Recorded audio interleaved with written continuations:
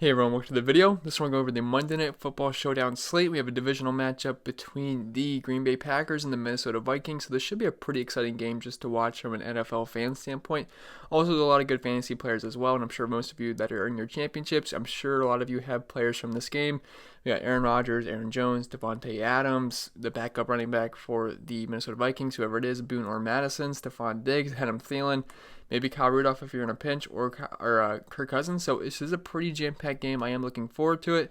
But anyway, before we continue, if you guys could leave a like, and if you're new to the channel, hit that subscribe button. Really helps me out. Really appreciate it. You can also follow me on Twitter at ChrisPinell16. And if you're interested in the spreadsheets about every single week for the NFL season, I am going to be here for the playoffs as well. And I also do NBA every single night. Links in the description below for my Patreon as well as my Discord chat. You can bug me as much as you want in there.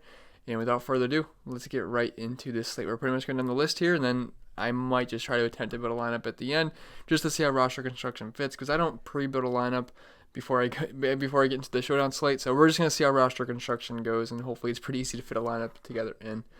So let's just go down the list here. Dalvin Cook's obviously going to be out, so we'll talk about that in a little bit, but that's going to leave Davante Adams as the most expensive player on this slate, and it's deserved, and he's a lock for me on this slate. I don't see a reason to not play Davante Adams here. With Dalvin Cook being out, this makes it even easier to spend up for him, considering we don't have to pay top dollar for Dalvin Cook as well, because if Dalvin Cook was on this slate and he was a full go, obviously we'd be spending up for Dalvin Cook, and then I'd also want to play Davante Adams.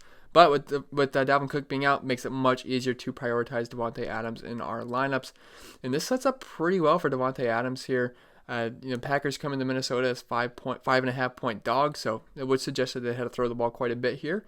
And they're facing a very vulnerable pass defense, while the run defense for Minnesota Vikings is pretty good. So you can actually pass on these guys. Now, they're not awful versus the pass. They actually ranked 8th DVA versus the pass, but wide receivers have been having success versus Minnesota so far this season. They're allowing 40.3 points per game to wide receivers, which is 9th most in the NFL. And also 83% of the touchdowns allowed on the Vikings defense this season has been through the air, which is the highest rate in the entire league. So I think there's a good chance Davante Adams can get into the end zone once or twice here. And also another good thing is he's going to see Xavier Rhodes for the most of the time. So Xavier Rhodes should shadow him. He did week 2 when they faced each other. He did get the Xavier Rhodes shadow. And honestly, being shadowed by Xavier Rhodes is something you should be happy about if you are opposing wide receiver, because he has been straight burnt toast this season. He has a grade of 46.1 over on PFF, which is extremely below average. And when they met earlier in the season, week 2, Adams had 20 points on 7 catches for 100 yards, if I can pull it up. Yeah, he had 9 targets, 7 catches, 106 yards on 107, 39 yards for a long catch. Did not get into the end zone, but had 20 fantasy points. Obviously, a pretty good day for Davante Adams, and he should smash here. I don't see why he can't. The volume's been there the past recently. 13 targets versus Chicago. Oddly, had 6 targets versus Washington, and of course, I played him in this game, and he had one of his worst games of the season, 8.1 fantasy points. Before that, 24 points versus New York, 10 targets. 12 targets versus San Francisco, 19 points. They get into the end zone. Had 2 touchdowns versus the Giants. Had a touchdown last week versus Chicago. Then 21 points where he had 10 targets versus Carolina. Then 11 targets. And then 15 targets versus Philly back in week 4. So volume's not going to be an issue for him. He's 3rd in target share. I think it's like 31% target share. And he's 3rd in weighted opportunity share, only behind Hopkins and Michael Thomas. So volume's there. He's an elite talent. He's got Aaron Rodgers throwing the ball. It's a favorable matchup for wide receivers. I don't see why Davante Adams can't have a good game here. So, yes, Davante Adams is pretty much a lock for me, because I think there's a good chance he's the highest scoring player on this slate. Not a bold take or anything, but if you're wondering if you should spend top dollar for Davante Adams, I definitely think it's warranted. All right, so Aaron Jones at 10,800. So, to be honest, I don't really like him in this game. Now, do I like him as a player? Yeah, of course. He's a very good running back, and he's always capable of big games. He's shown it before. He had a 34-point game versus Washington. Also had a 27-point game versus Carolina, 44 game versus Kansas City. Then I believe he had that big game versus Dallas week 5 where he had 4 touchdowns, 52 fantasy points. So, yes, he is a good running back, and he is capable of having pretty big games, and he's been a touchdown monster this season. He has 17 total, 14 on the ground, 3 through the air. Now, the only concern with Aaron Jones is that he's in a timeshare with JAMAAL Williams. Jones typically sees about 60% of the snaps compared to JAMAAL Williams around 40%. So, obviously, he's the lead back here, but he does have to split quite a bit of work with JAMAAL Williams, which is always a concern when you're paying $10,800 for someone. If I'm paying up for a running back that's $10,800, he better be getting like at least 80% of this, like 80% of the touches on this, not on the offense, but you know what I mean, from the running back, or at least above 60% of the snaps is what I'm trying to say. Like 10,800, I'm thinking of guys like, not Christian McCaffrey, he'd be more expensive. Maybe someone like Nick Chubb, who's going to dominate the share, although he is also with Kareem Hunt, so I guess I'm not totally making my point here, but it's still a lot to pay for a running back that's going to split the snaps. Not completely split, but 60-40. But still, it's a tough matchup going against Minnesota. I kind of mentioned that earlier. They are 4th DVA versus the run, and they are allowing the 9th fewest points per game to running back, so I don't like the matchup. And really, Aaron Jones is not a huge yardage guy. He's been kind of just banking on these touchdowns, which touchdowns are fluky. We can't really project touchdowns most of the time. So I'm kind of looking to be underweight on Aaron Jones, because if we just look at the yardage totals, 51 yards versus Chicago. Did get 2 touchdowns, though, so he had 17 fantasy points, so it looks pretty good as an end result. Versus Washington, he had one of those big yardage games where he had 134 yards, got into the end zone. Also had 58 receiving yards, so obviously that was a huge yardage game. But then versus New York, 11 carries for 18 yards, 6 targets, 4 catches, 13 yards. And did not have a big yardage game, did not get into the end zone, 7 fantasy points. Versus San Fran, 13 carries, 38 yards, and then he had nothing in the receiving game for 3 fantasy points. But then 93 yards, that's pretty good. And then nothing really in the receiving game. I think, 20... No, I'm sorry, that's for the longest yard. So nothing in the receiving game there. Then versus the Chargers, 30 yards, 67, 50, 47, 107 is obviously fine. But then 21, 19, 116, 39. He's not just really that great in the yardage department. Now, I know the one game he had over 100 yards was against Minnesota, but again, this is just such a good run defense, and I'm just not sure I really want to pay $10,800 for Aaron Jones when I'd rather attack Minnesota through the air. And honestly, I kind of like the idea of being underweight on Aaron Jones here, and I think I'd rather take a stab on JAMAAL Williams for about half the price and just hope he catches a few balls. And if we avoid Aaron Jones just racking up touchdowns, I think he's a pretty good fade on this slate. Now, obviously, if he scores a bunch of touchdowns, yeah, it's going to be a little bit troublesome for you if you did fade Aaron Jones. But if you can stomach just fading the variance of touchdowns, I think Aaron Jones is a pretty solid fade on this slate. And as I said all this, he's probably going to score 4 touchdowns and get 100 yards, so just be aware of that. But personally, I'd rather be underweight on Aaron Jones than being overweight or even on the field.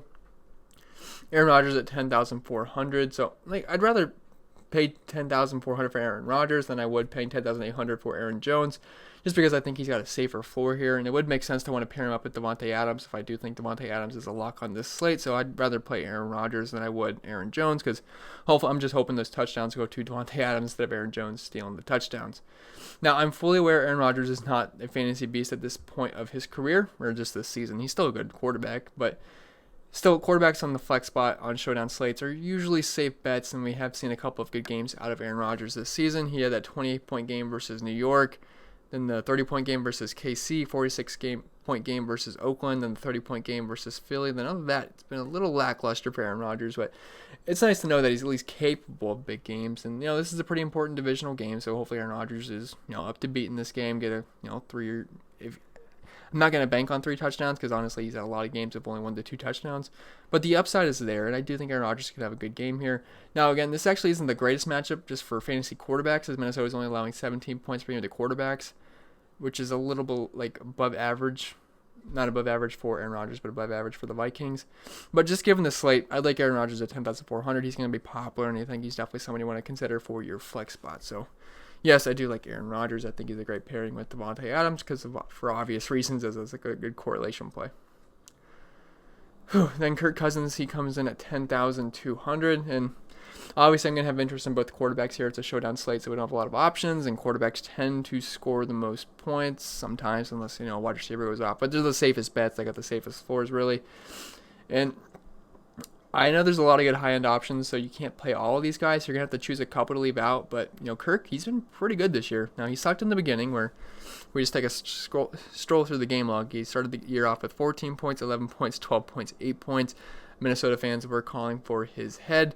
Then he stepped up, 23, 31, 32, lackluster game where he had 11, but then 21, 19, 26, 18. Then he's tailed off a little bit in these past 2 weeks, but he's been pretty good, and he has tremendous grades this season.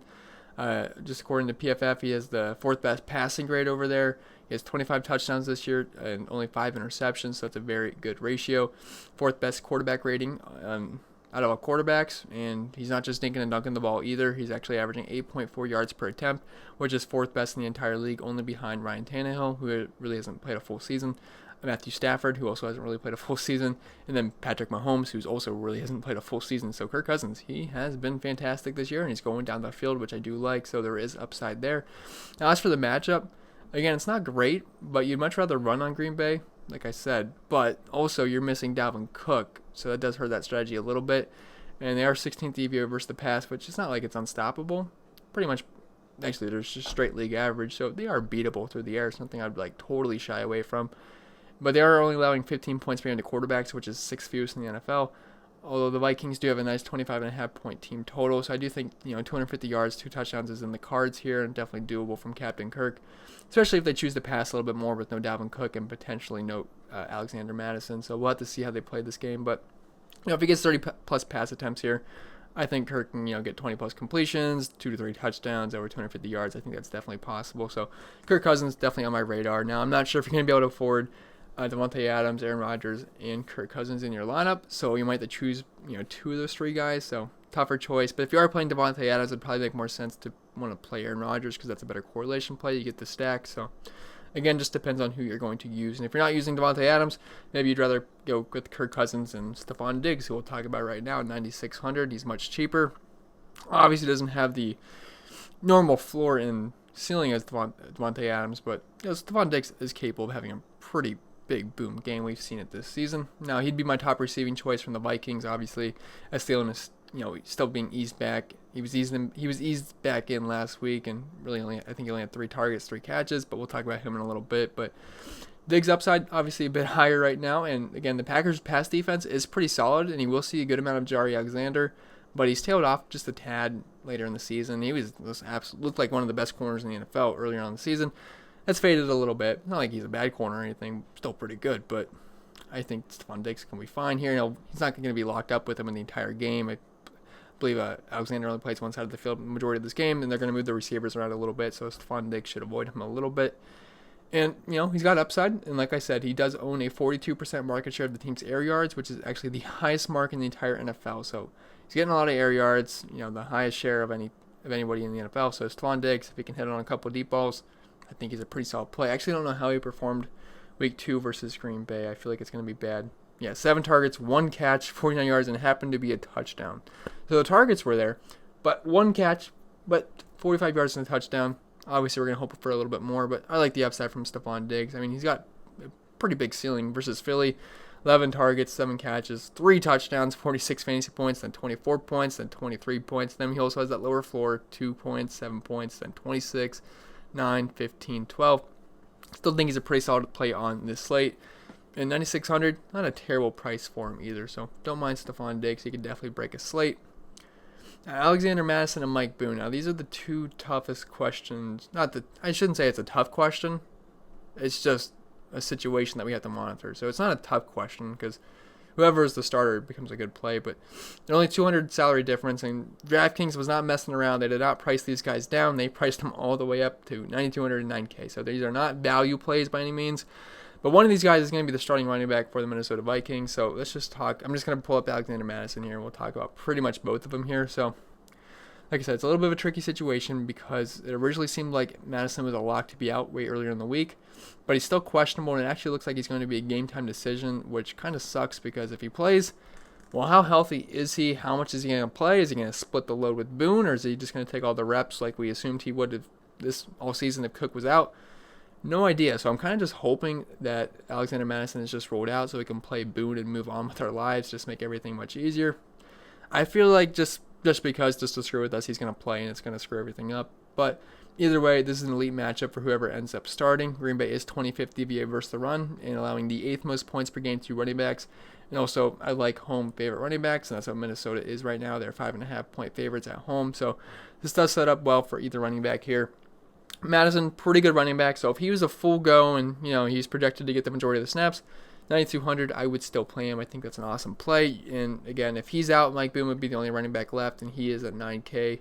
And then he had a pretty good game last week, 13 carries, 56 yards, and a good matchup versus the Chargers. Did get into the end zone 2 times, and we know Minnesota likes to run the ball. So if he's the full-time starter, wouldn't surprise me if he got 20-plus touches in this game, over 100 yards and a touchdown. I really don't care who the running back is on this offense. It should be able to be fun. Obviously, these guys are not as talented as Dalvin Cook. Dalvin Cook's one of the best running backs in the NFL, but if you're going to give me that much production from a running back in a good system, you're going to become a pretty good play. Now, do I wish he was a little bit cheaper? Yes, but if you're going to be a starting running back, definitely has some interest in Mike Boone, whoever ends up starting in this game. Again, I'd prefer if it was Mike Boone, but I just don't know I don't know the status of Alexander Mattison as of right now. I'm hoping he's out, though. So Adam Thielen, he comes in at 8,600, and yeah, I do have some GPP interest in Adam Thielen. I wouldn't call him a core play for me by any means, but his stat line was gross last week. It was also his first game coming back in a while. He was dealing with a hamstring injury, and he only played about 51% of the snaps. So obviously, you're not going to have a great game if you're only playing 51% of the snaps. But I do assume he should be pretty much a full go, considering this is a pretty important divisional matchup here.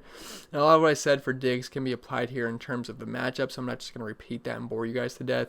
I will say his upside is not as high as Diggs, so I would prefer him, and it's only 1,000 difference. I say only. That was pretty drastic, but I'd rather find the extra 1,000 just to get stuff on Diggs. I'd feel much better about that.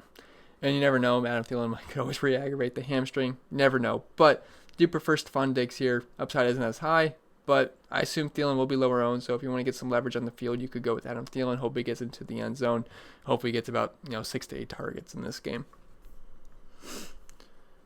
Then you can't play these two quarterbacks, obviously. Kyle Rudolph, he comes in at 6,400. And after Thielen, we really get a drop-off in plays I like. And obviously, Rudolph is going to take a hit with Adam Thielen back in the lineup, but he was great when he was out. I mean, with Adam Thielen out, 3 points versus Detroit sucks, but then 15, 17, 19, 11, 4, 16, he was pretty darn good, although I believe Thielen missed but I think he went out in the Detroit game, if I remember correctly. He tried to come back versus KC and left in the first couple plays he ran. But yeah, Kyle Rudolph was pretty darn good. He had 1 touchdown, 2 touchdowns, 1 touchdown, 1 touchdown. He was a touchdown machine. But with Adam Thielen being back, that obviously is going to hurt his production. Now, this actually is a pretty good matchup versus Green Bay. They're allowing the 8th most points per game to the tight end position. But really, he's going to be touchdown or bust here. He's really never going to have big yardage totals. And again, the targets are going to take a hit with Adam Thielen being back. So with Kyle Rudolph, you're pretty much hoping he catches a touchdown. And if he doesn't, you're more than likely going to be disappointed at that price tag. It would really take a drop off, to be honest, because then we have to talk about Allen Lazard here at 5,400. And I just really hate using any of the Packers receivers that are not named DAVANTE Adams because they're pretty much impossible to trust, impossible to project, and they really just aren't very good. And whenever you take one, so if you play Lazard, MVS is going to score. If you play MVS, Allison will score. If you play Allison, I don't even remember the other guy's name off the top of my head. We'll get to him in a little bit, but really it's just a mess here. So I'm not too interested in any of them. Can one of them pop off and have a good game? Yeah, and I'm sure one will, but good luck actually predicting which one it's going to be. You're pretty much, if you're playing multiple lineups, yeah, you could get exposure to one of these guys, and I'm sure one of them will do fine, but it's just hard to project. And if I'm only building one lineup, I really don't feel comfortable in picking any of these guys. Now, Lazard did play 80% of the snaps, so he's pretty much cementing his role as the wide receiver 2 on this offense, but it's not really much of a lucrative position, so I'm not really looking to attack that. Good matchup versus Minnesota, though. They're allowing, their top 10 in points allowed per game to wide receivers, so I think one of these guys could have a solid game. It's just really hard to pick which one, so you're pretty much going to have to get a little bit lucky and just hope one of them hits. Now, Jamal Williams, I actually talked about him a little bit earlier on when I was talking about Aaron Jones, and I actually like Jamal Williams here just as a nice GPP pivot off of Aaron Jones because I know Aaron Jones is going to have ownership. He's the starting running back, the main running back for the Packers. The guy's got some good game logs this season. People are going to flock to that. I just think he's a little bit overpriced, and if you're going to give me 40% of the snaps at the running back position for the Green Bay Packers, 5,200 is not that bad. Maybe we can get luck into a touchdown here. I already went over the matchup. It's not very good. But, he's playing about 40% of the snaps, like I said, and half the price of Jones. I think he can very easily be a better point per dollar option than Aaron Jones. And as long as we avoid that touchdown variance from Aaron Jones getting like 2 or 3 touchdowns, I think Jamal Williams will be the better point per dollar option. Not going to be great in the yards department, but if we can luck into a touchdown and get a couple of targets and catches here, I don't think he's a bad play. And he's honestly not been that bad this year. The past 2 games have been really rough. But before that, 10, 15, 6 isn't great, but then 16, 18, 13, 26. I believe when he got that 26-point game versus Detroit, I believe that was on a primetime game. And I actually said in that video I'd rather play Jamal Williams than Aaron Jones because of the price. And it ended up working out. 14 carries, 104 yards. Now, that's an absolute ceiling game from Jamal Williams. I don't expect anything close to that. To be honest, I probably expect Jamal Williams to get like 8 points tonight. But I would take that if Aaron Jones doesn't have a big game. Like if Aaron Jones gets like 15 points, I would take Jamaal Williams at 8 points all day. Much better point per dollar option. And he's going to allow us to fit in guys like, STEFON Diggs instead of having to pay down for someone like Kyle Rudolph, if that makes any sense to you guys. So Jamaal Williams, I actually think he's a pretty solid GPP play as long as we can avoid that touchdown variance from Aaron Jones. Vikings defense, I mean, they're a solid defense, but I'm going to have a lot of Packers in my lineup, so I really wouldn't make too much sense to want to play the Vikings defense. I mean, they're a good defense. They've been pretty good the past 3 weeks, 27-13. Packers offense hasn't been incredible this season. They've put up some lackluster performances. They are playing at home, having half point favorites at home. So if I had to pick one defense, I'd probably pick the Vikings, but problem is Aaron Rodgers really doesn't turn the ball over, so there's really not much upside in that department. So I'm really probably going to avoid both defenses here. I just don't really think there's a lot of high upside with any of them because Aaron Rodgers really isn't going to throw a pick six or anything like that. He's not like Jameis Winston, so not a lot of upside in any of the defenses here. Packers defense, again, not a lot of interest there because I'm going to have I have plenty of interest in the Vikings offense. Also on the road, not the best defense in the world, so I'm probably passing on both defenses, to be honest. I mean, one of them might luck into a special teams touchdown or a block kick, scoop or score or something like that, but really not banking on it. And the kickers, they are what they are. If you're going to tell me you can project a kicker, you're lying because you can't. You just gotta hope these guys, the game sets up for good. If the game, you just kind of hope that the game flow sets up a lot of field goals and they hit their field goals. That's pretty much all it is. Now the Vikings do have the higher team total, so it makes sense to rather attack Dan Bailey than it would Mason Crosby. But really, you're just just grasping at straws there. No, that's not the right metaphor I was looking for. Splitting hairs. That's the one I had to pause for a second and think about it. But yeah, Mason Crosby, Dan Bailey, I think they're both fine salary options. I mean, they're going to be popular. The kickers are always popular. They're usually about 20+% owned. So, if they hit their field goals, they become good value plays. If they don't, they really don't kill your lineup at that price point anyway. Jimmy Graham, he comes in at 3,200. And the problem with Jimmy Graham is he's not really that good anymore. He's also very old. And he's also very slow. So there's not a lot of upside with Jimmy Graham. And he's only playing about 40% of the snaps as well. He's pretty much touchdown or bust. He's not going to give you a big yardage game if you just look at his recent yards. 0 yards last game. 49, 16, 7. 59 is not bad. 17, 20, 65 is not bad. 17, 41, 61, that's not bad. Then you have that terrible stretch of 0-0. That was actually happened versus Minnesota. Minnesota is pretty average when it comes to tight ends, but if Jimmy Graham scores a touchdown, he'll be a fine play, but not something I'm really going to bank on. He's only got, 2 or 3 touchdowns all season. So Jimmy Graham, I don't think is not very high upside play. You're just hoping for a touchdown, and maybe you'll end up with like 7 to 9 points. So I don't love Jimmy Graham, and lost my spot. Irv Smith, again, he's pretty much touchdown or bust. Now, he's more athletic than Jimmy Graham by far. And the targets, that's not bad, but also Adam Thielen's back, had 3 targets last week, so that's obviously going to cap your upside. Only had 8 yards last week. Did get a touchdown, so the stat line looks good at 8.8. But I mean, if you only have 3K left in your lineup, I wouldn't hate throwing Irv Smith out there and just hoping he catches the touchdown, but that's pretty much all you can hope for. He did play 65% of the snaps last week, which wasn't bad, but again, these guys are pretty much touchdown or bust. It is a good matchup as a tight end versus Green Bay, though. I will say that. Geronimo Allison, he comes in at 2,600. And again, I don't like any of these wide receiver 2, 3, or 4s on the Green Bay Packers because it's just not a very valuable position. But he did play 50% of the snaps last week, and he did have 4 targets, which was nice, but really didn't turn into much, 3.9 points. But this is a solid matchup. But really, if you're playing any of these guys, you're just hoping to get lucky with, just a random touchdown or a big play. If you just look at his game log this year, 3, 2, 4, 3, 3, 4, 1, 7, 7, 4. 14 was nice. Then 0. Then he actually had 11.5 versus Minnesota. But again, the offense has obviously a lot of things have changed since week 2. But again, you're just really hoping you luck into a big play or a touchdown if you're playing any of these Packer wide receiver, secondary, tertiary options. AMEER ABDULLAH, I mean, he'll see some work just because, Dalvin Cook's going to be out. He did have 5 carries in the last game, 25 yards. That was with Alexander Mattison. If Alexander Mattison plays, obviously, Abdullah's going to be third on the depth chart behind Mike Boone and Mattison. So, but if Mattison happens to be out, Abdullah will see some work, maybe a couple targets here or there, a couple of carries. So 2,200, you could luck into a touchdown, but that's all you can bank on, to be honest. I mean, I can't sit here and tell you that Abdullah's a good play. I mean, if he lucks into a touchdown, he does, and at 2,200, yeah, it'd be a pretty solid play, but that's pretty much about it. Olabisi Johnson, you really can't play with Adam Thielen being back. Jake KUMEROW, 1,200. Again, you're just hoping for a big play. It actually happened last week where he had 1 target, 1 catch for 49 yards, 5.9 fantasy points.